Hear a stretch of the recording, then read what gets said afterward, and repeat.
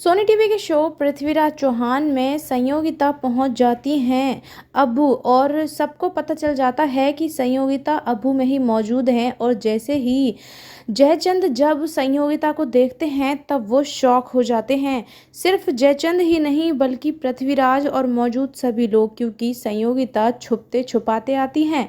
और इतना ही नहीं, संयोगिता पृथ्वीराज चौहान को बता भी देती हैं कि हम यहाँ पर छुपकर सबसे सिर्फ तुमसे मिलने के लिए आए हैं। हम अपने और तुम्हारे बीच की गलतफहमी को मिटाने के लिए आए हैं। हम नहीं चाहते हैं कि हमारी दोस्ती खत्म हो। संयोगिता भरी सभा में पृथ्वीराज के आगे बहुत ही ज़्यादा मिन्नतें करती हैं कि हमारी एक बात सुन लीजिए, हमें आपसे कुछ बात करनी है।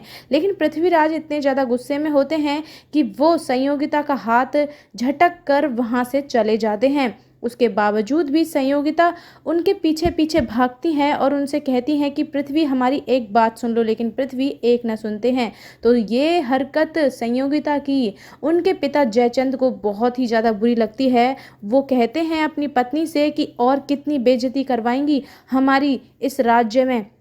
उसके बाद संयोगिता को वो अपने साथ ले जाते हैं और वो एक चलते हैं नई चाल, एक तीर से दो निशाने लगाना चाहते हैं।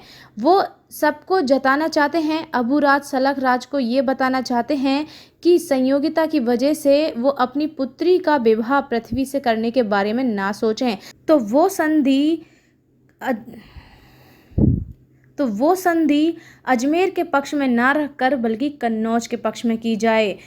जयचंद को ये लगता है कि अब अबूराज पृथ्वी से बहुत ही ज़्यादा गुस्सा हो जाएंगे और संधि वो कन्नौज के साथ करने लगेंगे। तो अब आगे आने वाले अपकमिंग ट्रैक में एक तरफ संयोगिता और पृथ्वी की दोस्ती को देखकर इच्छनी भी उदास हो जाएंगी, क्योंकि पृथ्वी ने कहा था कि उनका कोई भी पक्का दोस्त नहीं है। इच्छनी ये सब सोच सोच कर रोने लगती है।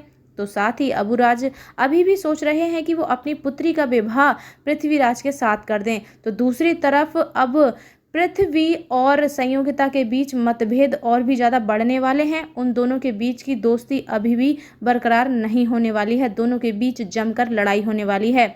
उसके बाद जब संयोगिता पृथ्वी के पास जाती हैं तब संयोगिता कहती हैं कि हम नागार्जुन भाई साहब पर आंच भी नहीं आने देंगे। जब संयोगिता ऐसा कहती हैं अपने पिता की बातों में आकर, तब पृथ्वीराज और भी ज़्यादा गुस्से में आ जाते हैं और वो संयोगिता से कहते हैं कि आज से कन्नौज के साथ साथ तुम भी हमारी शत्रु हो।